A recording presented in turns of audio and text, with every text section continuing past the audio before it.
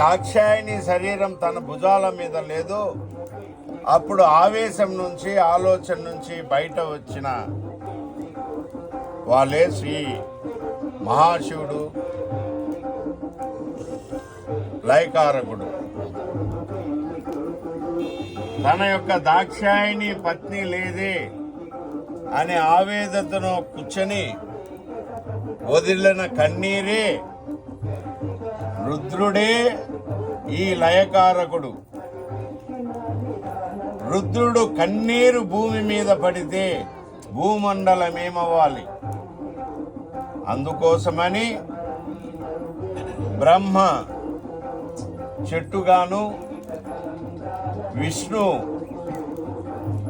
పూత పూసేటువంటి ఒక మొగ్గగాను అవతరించి ఆ రుద్రుడి యొక్క కన్నీరు భూమి మీద పడకుండా ఒక మొగ్గలో నిక్షిప్తం చేస్తారు. అదే మనమందరూ ధరించేటువంటి రుద్రాక్ష. రుద్ర అంటే శివుడు, అక్ష అంటే ఆయన కన్నీరు. ఆ రుద్రాక్షను ప్రేమతో